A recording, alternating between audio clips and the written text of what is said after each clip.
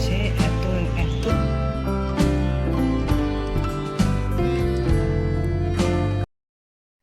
Hello viewers, welcome back to my YouTube channel delighted Deepa. আপনারা সবাই কেমন আছেন? আশা করছি খুবই ভালো আছেন। আজকে আমি ভালো করে কথা বলতে পারছি না, যেই কারণে আমার ভয়েসটা একটুখানি ডাউন হয়ে আসছে, হয়তো আমি বুঝতে পারছি না। আপনারা একটু এটাকে মানিয়ে নেবেন। আসলে কি হয়েছে বলুন তো, আমার দাঁতে একটু ব্যথা হয়েছে, দাঁতের গোড়ায়, আর কান ব্যথা, টনসিল ফুলেছে, যে কারণে আমি ভালো করে মুখটা খুলতে পারছি না। কিছু ঠিক করে খাওয়া মানে খেতেও আমার একটু অসুবিধে হচ্ছে, খুব কষ্ট করেই খাচ্ছি। তো এটা দুদিন থাকবে, আশা করি আবার ঠিক হয়ে যাবে। তো আজকে ভয়েস দিতে গিয়ে একটু কষ্ট পাচ্ছি, আপনারা এটাকে প্লিজ মানিয়ে নেবেন।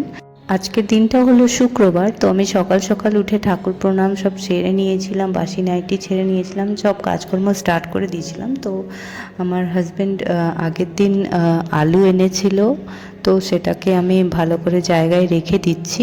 আর দেখলাম এখানে পেঁয়াজও ফাঁকা রয়েছে, তো পেঁয়াজও এনেছে। তো পেঁয়াজের ওই যেটার উপর রাখি সেটাকে একটু ঝেড়ে নিলাম, যাতে ওতে আর মাটি বা অন্য কিছু না থাকে, তো সেটা করলাম। আর এদিকে ওআরএস এনেছিল, তো ওআরএসটা বড় ডাব্বা এনেছিল, যেহেতু বারে বারে একটা দুটো করে কিনতে হচ্ছে বাইরে থেকে, তো ও বললো একেবারে ডাব্বাই কিনে নিই, এটাই ভালো হবে। তো সেই জন্য আগের দিন একটা ডাব্বা নিয়ে এসছে। তো সেটাই আমরা যখন প্রয়োজন হবে বের করে করে ওটা ইউজ করে নেব। তো এদিকে দেখলেন আমি কয়েকটা বাসন আগের দিন শরীর খারাপ হওয়ার ফলে ধুতে পারিনি, তো সেটা ধুয়ে নিলাম সকালবেলা। আর জামা কাপড়গুলো ভিজিয়ে দিচ্ছি, এগুলোকেও স্নানের আগে কেচে নেব। আমি যদি জামা কাপড়গুলো না কেচে রেস্ট নিই তাহলে কি হবে, আরও বাড়তে থাকবে, আর যখন বেড়ে অনেকটাই হয়ে যাবে তখন আমার আর কাচতে ইচ্ছে করবে না, যে কারণে আমি আগে থাকতেই কেচে নিই, যতই কষ্ট হোক। আমার শরীরটা শুক্রবার দিন থেকেই একটু একটু করে ডাউন ছিল, মানে আমার সর্দি জ্বর এরকম একটা ব্যাপার হচ্ছিল।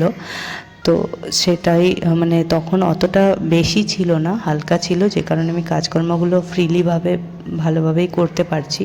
এখনও আমার শরীরটা যেমনই হোক আমি কাজকর্ম তো করেই যাচ্ছি।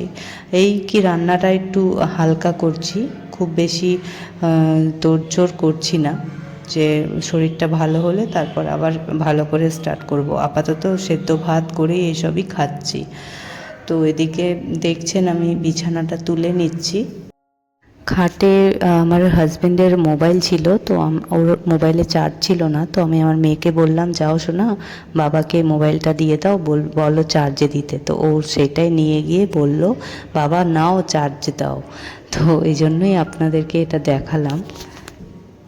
আর বিছানাটা করে নিয়ে তারপর আমি আমার রান্নার কাজে ঢুকে পড়ব। তো রান্নাটা আমি আজকে অতটা শেয়ার করছি না, যেহেতু আমার সত্যি কথা বলতে অনেকগুলো কাজ রয়েছে পরপর, তো আমি সব কিছু শেয়ার করতে গেলে অনেকটাই লেট হয়ে যাবে। তো ভাবলাম আমি বাদবাকি কাজগুলো দেখাতে যেহেতু সহজ হয়, তাই দেখিয়ে নিচ্ছি আপনাদেরকে। তো এদিকে বিছানাপত্রগুলো আমি ভালো করে টান টান করে পেতে নিলাম, গুছিয়ে নিলাম।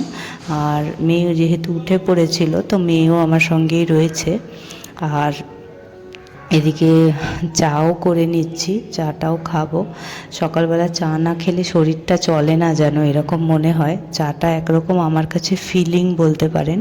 এটা গেল চায়ের কথা। এবার আমি আমার কাজে লেগে পড়ি। তো এদিকে আমার হাজব্যান্ডকে খেতে দিয়ে দিচ্ছি, এরই মধ্যে দেখছি ময়লা গাড়ি চলে এসছে, সিটি বাজাচ্ছে। তো ওর সিটি বাজানো শুনেই আমি তাড়াতাড়ি করে ময়লাটাকে তুলে নিয়ে ফেলে দিলাম, আর নতুন করে একটা গার্বেজ ব্যাগ লাগিয়ে দিচ্ছি ডাস্টবিনে। তো এটা আমার দুদিন অন্তর অন্তর করতে হয়, কারণ দুদিন অন্তর অন্তর ময়লা গাড়িটা আসে।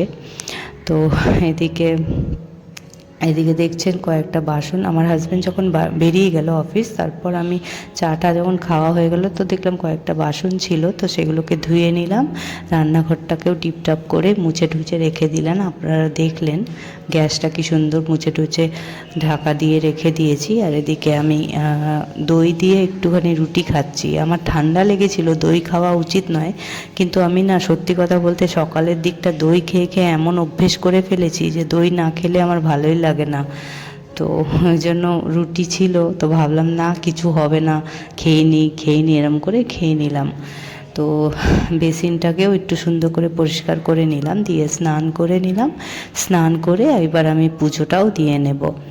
তো আজকে শুক্রবার যেহেতু, তো আমাদের নিরামিষই খাওয়া দাওয়া হয়েছে, আর নিরামিষই হবে দুপুরবেলাও। তো এই কারণেই আমাদের আজকে আমার রান্নার চাপটা অতটাও থাকে না, কারণ কি আমি হালকা ফুলকাই রান্না করেছি। আর নিরামিষে জানি বেশি পদ লাগে, কিন্তু আজকে যেহেতু আমার শরীরটা ডাউন, আমি আমার হাজব্যান্ডকে যখন বললাম, ও বলল ঠিক আছে কিছু করতে হবে না, সেদ্ধ ভাত করো, ওটাই খাবো। তো সেই মতোই চললাম। আর এদিকে দেখলেন পুজোটাও দিয়ে নিচ্ছি। তো পুজোটা হয়ে যাবে, তারপর আমি আমার অফিসটাও কন্টিনিউ করব।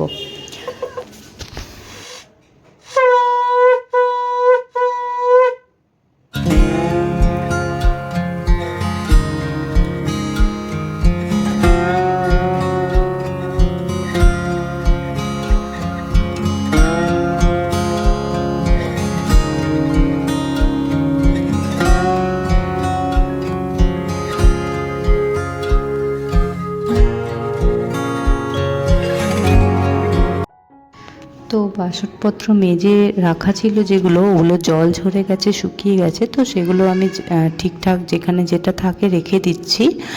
আর এরপর আমি একটু চা করব, কারণ কি এখন বিকেল হয়ে গেছে, তো বিকেলবেলা চাটা তো খেতেই হবে। তো